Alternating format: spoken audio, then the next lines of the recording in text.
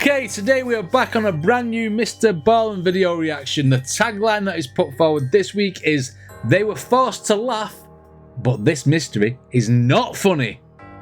We'll never know what this is, and it'll probably go off on a tangent because Mr. Ballen videos go off on a tangent all the time. But we don't care. We like the fact that he keeps us guessing. Let's check it out.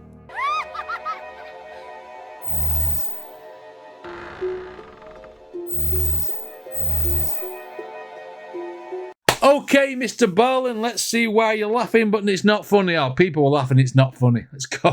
Today's story is a medical mystery that comes from the let's see what you do to the like button. Guinea. And let's just say the mystery illness is absolutely horrifying. I mean, the symptoms alone are straight nightmare fuel. But perhaps the worst part of this mystery disease is how it was determined that it was being spread, something that took a long time to figure out. But my goodness, the way this thing was being spread is just... you'll see. Oh, okay. Before we get into today's story, if you're a fan of the strange, dark, and mysterious delivered in story format, then you've come to the right place because that's all we do, and we upload once a week. So if that's of interest to you, please offer to dry clean the like button's laundry, but instead of using starch, use super glue. Also, please subscribe to our channel and turn on all notifications so you don't miss any of our weekly uploads. Okay, let's get into today's story. That is evil. Super gluing someone's laundry together. That's just sign the like button up to Tinder. Facts. So this one is a mystery illness, and the way it spreads is nightmare fuel. Right, okay. Let's go. All in the reds. On a sunny afternoon in the summer of 1953, a young woman named An stood in the middle of a huge sugarcane grove in an isolated forest in Papua New Guinea. And around her were all her relatives and neighbors, and they were all there to mourn the loss of An's sister. Oh, it's a tribe, okay. She had passed away 3 days earlier from a very mysterious illness that people in An's village called kuru. And in their language, the word kuru meant trembling. Now, keep in mind, this particular mystery illness that was called kuru only affected the people in An and Ton's village. This is like a hyper-specific illness that only happened inside of this little forest to these people. But An and the rest of the people in her village had seen this happen over and over and over again every year. Right. And so they knew what happened when you got kuru because it was always the same. As soon as you began to tremble, that was kind of like the first sign. 1 year or so after that moment, you lose control of all the muscles in your body until you die. And so that sounds crazy. Is it not like an MS type thing or a Parkinson's? But because it was 1953, it wasn't as well known or something. But then again, why is it only happening to this tribe? So in Ton's case, so An's sister, she had watched this happen exactly as it did for everybody else that ever got this illness. She started with the tremors, and then before long, she couldn't even stand up or walk around. Right. And then finally, her sister lost control of the muscles in her throat, and so she couldn't eat despite being hungry, and so ultimately she died of starvation, which is like one of the worst ways to die. It's incredibly slow and very, very painful. And so ever since Ton's death 3 days earlier, the village had been performing all these rituals and prayers in an attempt to assist Ton's spirit on its way into the afterlife. And this type of very involved funeral was absolutely customary in An's culture. An and her family and all of these villagers were members of the Foray people, who were native to Papua New Guinea, which is an island just north of Australia. And in 1953, when the story is taking place, the Foray people numbered about 11,000 people. And remember, they live in a very isolated forest. They're basically cut off from the world for the most part. But they were beginning to fear that they were going to go extinct because of kuru. Every year, the Foray people lost 200 people to kuru. And for the most part, the victims were women, like disproportionately so, which made it even more likely that the Foray people would go extinct. Because if you lose all the women, you can't have any more kids. Yeah, you can't. And in fact, by 1953, multiply. So many women had died from kuru that by this point, there were 3 times as many men as there were women. In fact, the leading cause of death for Foray women was kuru. But the Foray people did not view kuru as just an illness. they actually viewed it as a curse. In fact, that was completely accepted, that is exactly what it was. This is not like getting the cold. Somebody did this to you, like a sorcerer somewhere, some unnamed sorcerer that's like coming into the forest is targeting these women and cursing them with Kuru. Yeah. So the Foray people put on these really elaborate funerals, mostly to ward off these dark magic sorcerers that were casting Kuru spells. And so the Foray people believed that if they just nailed the funeral procedure for somebody who has just died from Kuru, the kind of 3-day long, all these rituals and prayers they have to do, if the village is able to nail it perfectly, then the deceased who's passed away from Kuru, so in this case Ann's sister Tawn, her spirit, as a result of this perfect funeral, would be able to kind of rise up and actually seek revenge on the sorcerer who killed the person. Oh my God, that is a strange way of thinking, that. I mean, that is a strange way of thinking. If we nail these funerals properly, the spirit will get revenge on the sorcerer that's causing the Kuru, even though it's a disease, whatever this is. No, I mean, oh my God. They're probably all dying because they think they've nailed the funeral, when basically it's just something that's spreading around the camp. Okay. And actually seek revenge on the sorcerer who killed the person. And right. So these funerals were basically like kind of taking the dead, rising their spirit, and sending them off to go kill the sorcerer. And so Ann and the rest of her villagers, they went through this very elaborate process for Ann's sister, Tawn, and at the end of it, they did feel like they had really nailed it. And so they felt confident that Tawn's spirit was going to rise up. So that's dangerous, though, because they sat there thinking, we're safe now. Because that spirit's going to go and kill this make-believe bloody entity that's killing everybody. And because they think that, they get very, very lackadaisical with each other, and then not realising that the scientific term is probably an epidemic of some sort of disease. Do you know what I mean? At her revenge. Honestly, a few weeks after Ann's sister's funeral, Ann was standing over an open fire and she was cooking some pork and sweet potatoes. And as she went to flip the meat over, she reached her hand out and she noticed her hand was trembling, which is the first sign of someone with Kuru. Now, Ann told herself that, oh no, I don't have Kuru. It's just because I was working really hard today and I'm tired. Like, that's all it is. But she knew deep down I've got Kuru. Ann did her best to kind of hide her trembling hands. However, after about a month from that first time she noticed her hand shaking, she noticed she wasn't really able to stand up without kind of losing her balance because her legs were starting to tremble. And finally, when she basically couldn't even stand up without assistance, this is again only 1 month after that first tremble, she knew she had Kuru. And Ann already knew that there was absolutely nothing anybody in her village could do to stop this from killing her. Kuru was a 100% death sentence. And that real photo of a Kuru victim. Obviously, they starve to death, so they go very, very thin. But is he not risking his life carrying him? You know what I mean?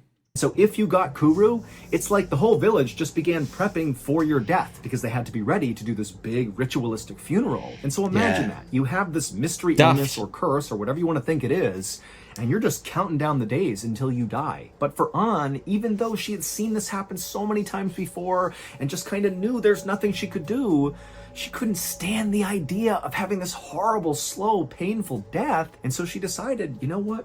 I'm going to do something drastic that basically nobody else had done before who had Kuru. Kill myself. So for context, at this time, the Foray people had been totally isolated from other people in the world for thousands of years. They basically lived in this little part of Papua New Guinea in the forest, and nobody else contacted them. They were totally isolated. However, starting in the there's a plus to that.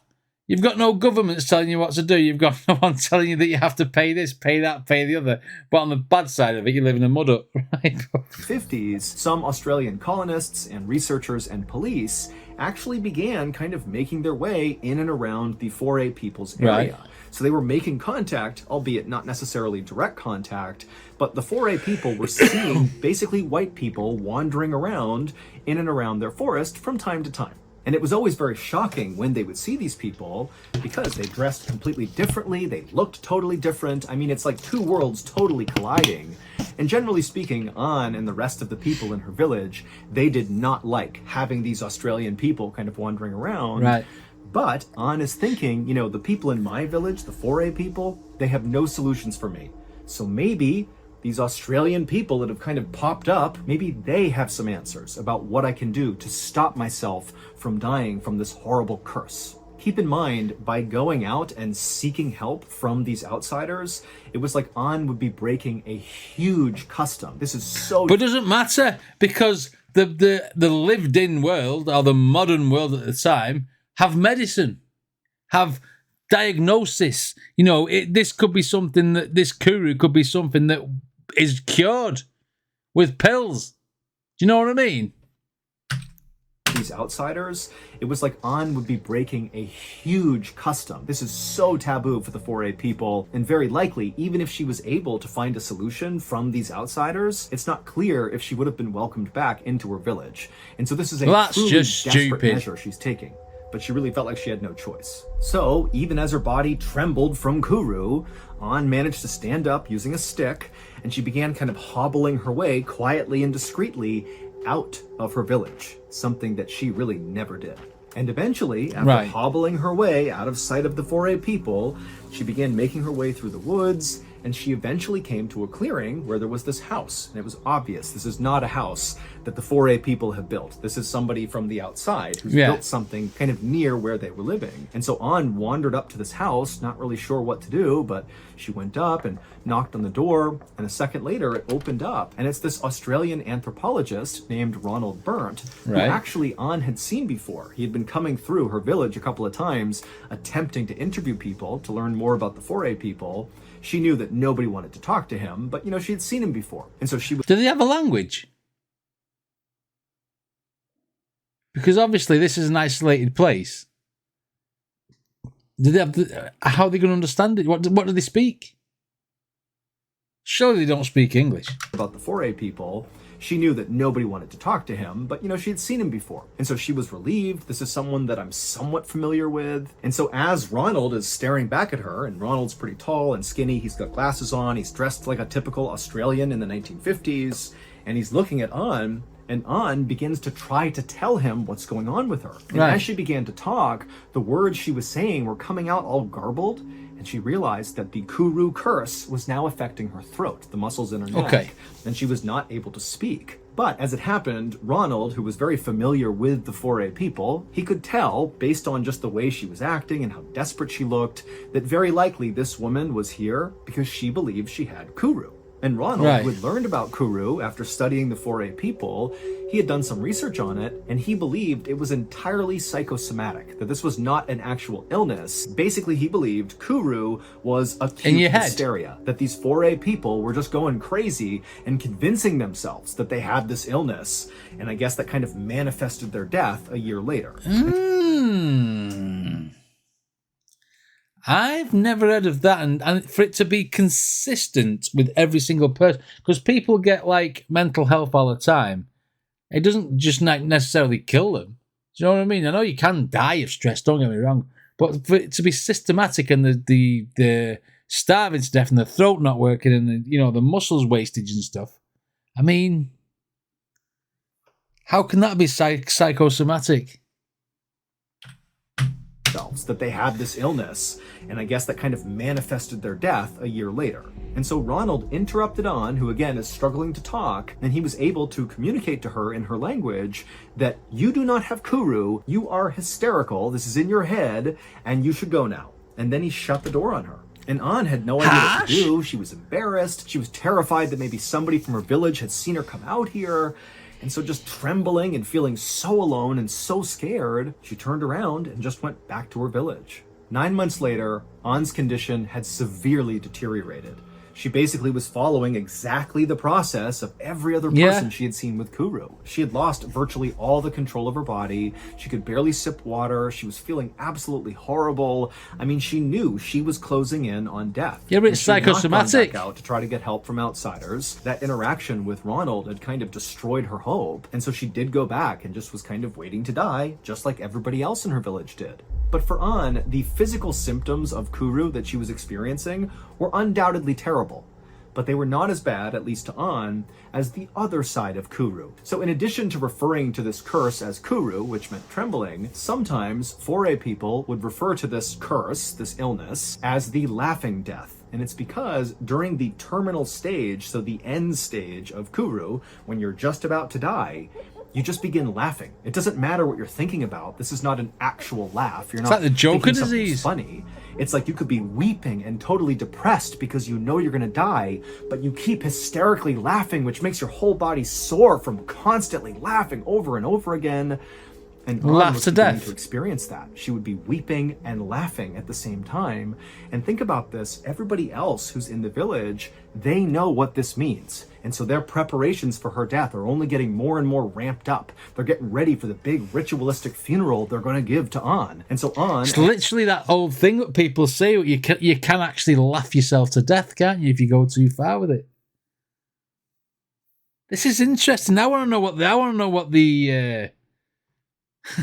the end is already. Ramped up. It's got me hooked. The big ritualistic funeral they're going to give to An. And so An, as she's hysterically laughing, is fully aware that everybody's just waiting for her to die. And finally, just a few weeks after she had begun the laughing side of Kuru, An would pass away, almost exactly 1 year from when she first noticed the trembling in her hand when she was cooking over that fire. What do you make of this, guys? What do you make of it?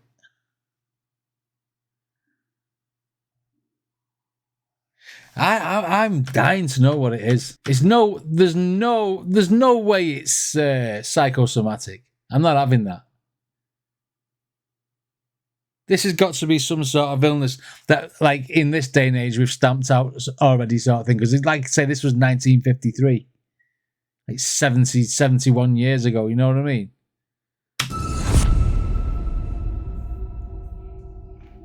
After An's death, more and more people just kept on getting Kuru.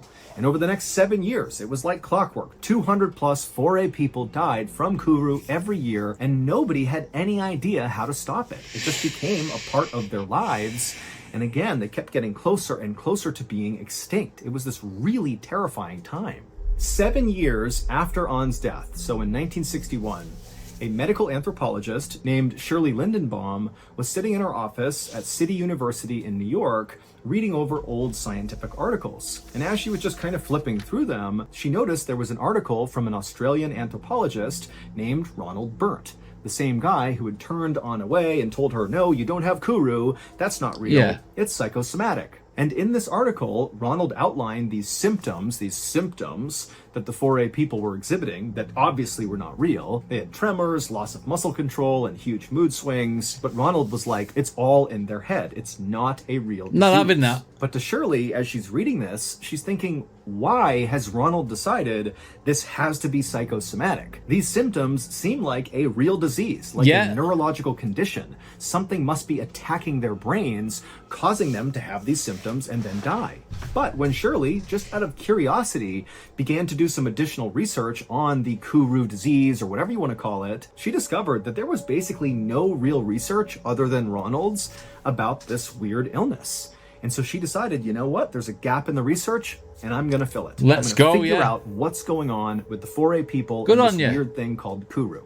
So the following summer, when Shirley finally had some time, she left New York and flew to Papua New Guinea, and she made her way into the forest to contact the Foray people. And that is dedication to your job, that or working for the cause, isn't it?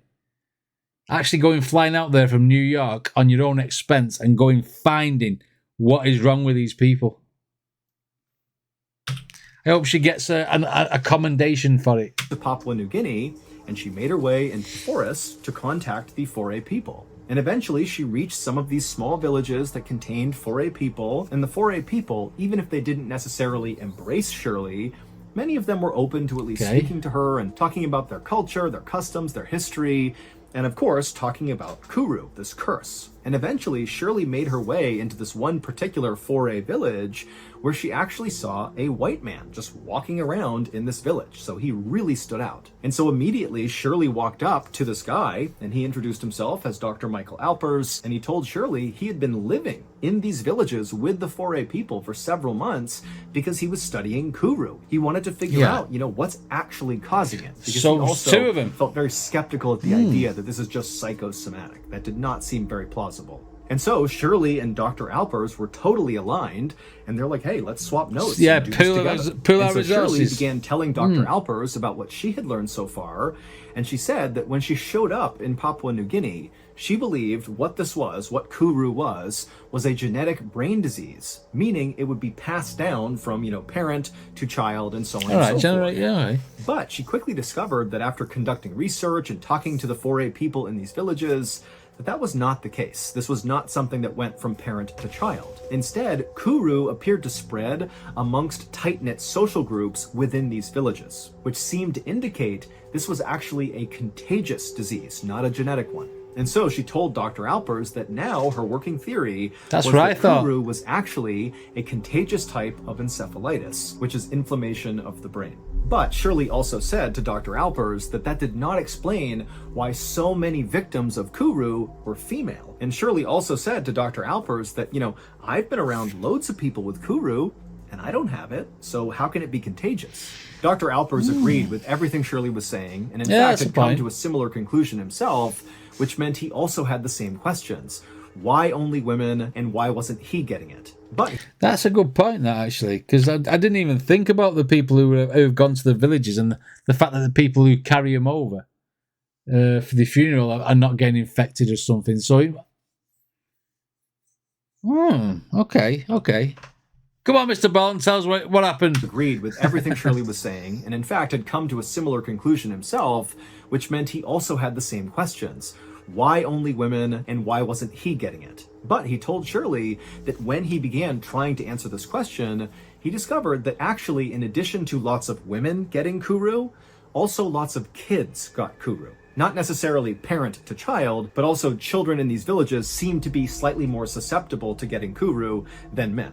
And in fact, Dr. Alpers told Shirley that right now there was a 12-year-old boy who was in the final stage of Kuru, so the laughing stage, the terminal stage. And because this boy's parents knew their son was going to die, they were so desperate and grief-stricken that when Dr. Alpers came by and offered to do an autopsy on their son when he passed to try to learn more, the parents agreed, even though that meant totally breaking 4A custom. So this was like major taboo decision. But again, the 4A people are getting more and more desperate as they go closer and closer to the brink of extinction from Kuru. A few days later, Dr. Alpers found Shirley, and he told her that the 12-year-old boy had passed away. Right. So now it was time to conduct the autopsy. And so he led Shirley to a clearing in the woods that was kind of far away from the eyes of the villagers, and there was a makeshift autopsy table with this boy's body on it. And while Shirley really could not stand to watch this actually happen, she did go over after Dr. Alpers had opened up the boy's skull, revealing his brain. And he yelled to her, hey, you have to come over here and look at this. And so Shirley walked over and she looked down, and even though she had not seen a human brain before right in front of her, she knew right away there's something terribly wrong with that brain. His brain was complete. It looks like it's gone mushy, doesn't it? There's something terribly wrong with that brain. His brain was completely shriveled up and covered in holes, as if like a worm had drilled through his brain. Right. And so Shirley and Dr. Alpers immediately knew this brain has to be sent off for further testing because something's happening here that's not psychosomatic. This is a real disease that is killing these people. Right. About a year later, Shirley was back home in New York in her office when she received a letter from a research team at the United States National Institutes of Health, or NIH for short. And the NIH is one of the largest medical research facilities in the world. And it was where Shirley and Dr. Alpers had sent off that boy's brain for further study. And so by getting this letter, Shirley knew she was going to get information about whatever they discovered in this boy's brain. And so she ripped it open and pulled out the report and began reading. And the researchers said they had spent the last year, studying this brain tissue, and while they still didn't really understand how Kuru even happened and what caused it, was it a virus or an infection, they didn't know, but they had discovered something about how Kuru spread. During one of their experiments, the NIH researchers had injected some tissue from this boy's brain into a chimpanzee, and very quickly, that chimpanzee developed Kuru. And so this told the researchers that yes, Kuru was contagious, and it spread through infected brain tissue. But how one person's infected brain got into another person's brain was the big mystery. But at least they had found something. But as Shirley read this, because she had done all that research when she went into the forests of Papua New Guinea and spoke to all these 4A people, she had learned a lot about what they did on a day-to-day basis and, what their various customs and rituals were. And she actually knew exactly how something like this could happen. How are we calling this?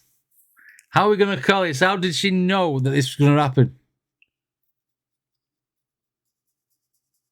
I can't. I've not got a clue. But then again, I'm not medically minded, so. Something that only the 4A people were doing. During her research in Papua New Guinea, Shirley had learned that 4A people believe all humans have 5 distinct souls. There was that one soul that 4A people believed they could basically summon up out of a deceased person that would then go avenge that person's death. So think about how all those people who died from Kuru, they believed that was a curse from some sorcerer. And so a big part of that funeral process was to call out that soul to go avenge their death, go find the sorcerer and kill them.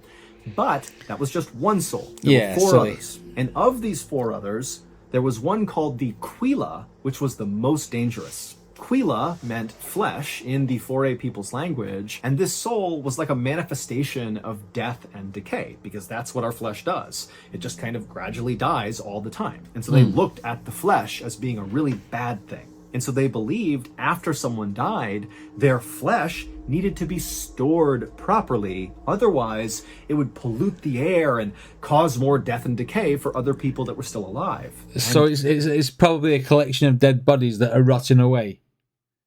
The skin, that's rotting away. The safest place, according to the 4A people, for the Quila to be stored, so human flesh, was inside of a woman's body. And the reason for this is 4A people believe women's bodies are much more resilient than men's, and so if anybody could withstand holding Quila inside of them, it would be the women. But there was a very specific process that the 4A women had to follow in order to kind of put this Quila inside of themselves. And multiple 4A women had explained this totally bizarre process to Shirley when she was out there talking to the people in the village. The way it worked is a few days after a 4A member has passed away, this huge feast is prepared. Except the feast only consists of the Quila. Basically, the person who is dead is chopped up and prepared by the women. Like their entire body gets consumed. Now, keep...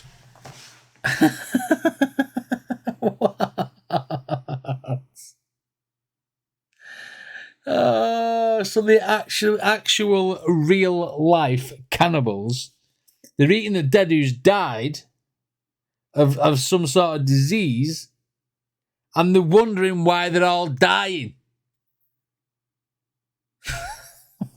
it's the spirit's fault or the sorcerer. What? Chopped up and prepared by the women, like their entire body gets consumed. Doing it to themselves? Anybody hearing about this who's not a member of the 4A people would be like, oh my god, that's horrible.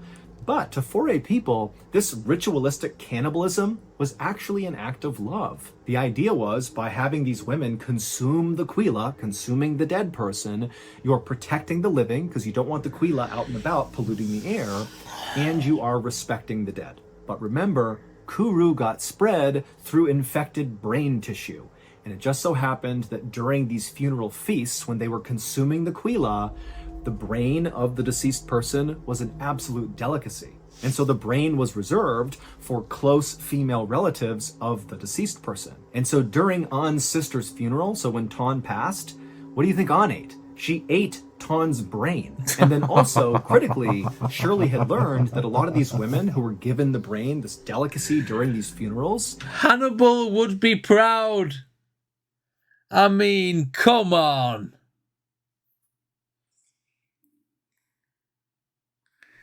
Brain-eating tribe. A delicacy. Like what? No wonder most of the women were dying. They were eating the brains, keeping it in the family. Shirley had learned that a lot of these women who were given the brain, this delicacy during these funerals, they would often sneak little pieces of the brain and hand it out to kids as like a little treat. They would take the brain and eat it, and nobody knew. Killing the kids. That's why the kids were also getting Kuru. And so a few years after this incredible discovery by Shirley about how Kuru was being passed along, the Australian colonial government banned the practice of ritualistic cannibalism in Papua New Guinea. Basically, they were telling the 4A people to stop eating the dead. It's what's killing you. And the 4A people, who were very desperate to stop being killed by Kuru, they took to it, stopped eating each other, and so Kuru was virtually eradicated, and the 4A population, instead of sliding towards extinction, actually began to grow really fast. And today, the total population has at least doubled. And also, just to close this out, one final note is it took until 1990 to actually figure out what was going on inside of these people's bodies when they had Kuru. Because back in the 60s, when they figured out how not to get Kuru, nobody understood what was even happening. It was just like, don't eat other people and you'll be okay, but that's all they knew. And I mean, I'm not being funny. Even you don't have to be a scientist to work out that if someone's dying of unnatural causes, if you eat them, there's going to be a chance that you're going to end up the same way, isn't there?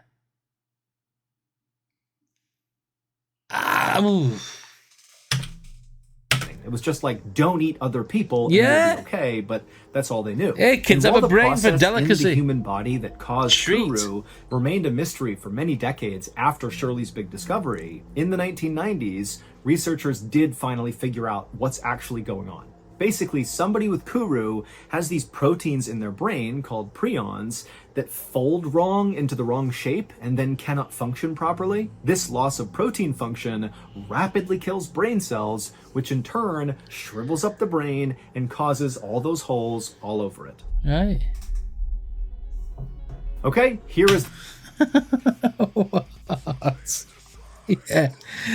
Definitely Temple is a don't eat people is always a good rule to live by, especially ones that's just died of a disease or, you sit there looking at someone trembling and then losing weight and they can't speak and they're laughing and blah, blah, blah, blah, blah, all the other symptoms, and then you think, I tell you what, we'll eat them. Oh no, the women can eat them and give bits of brain for a treat to the kids. I mean, come on. You wouldn't go anywhere near a diseased body, even if you was a cannibal. That's just mental. What a crazy, crazy story that was. I was thinking it was going to be some sort of parasite, some sort of worm. And it was going through the brain. And I'm like, no, I'm not having it. They eat the infected people and wonder why they're dying. Put 2 and 2 together and made 5 is what they did. He's like, what? A tapeworm as well, Chris. Anyway, what did you guys think of this reaction? Let me know in the comments. If you want to check out any more from Mr. Ballen, there'll be a playlist right up there. Don't forget to subscribe and to Mr. Ballen because his videos are absolutely brilliant, and I'll see you on the next video.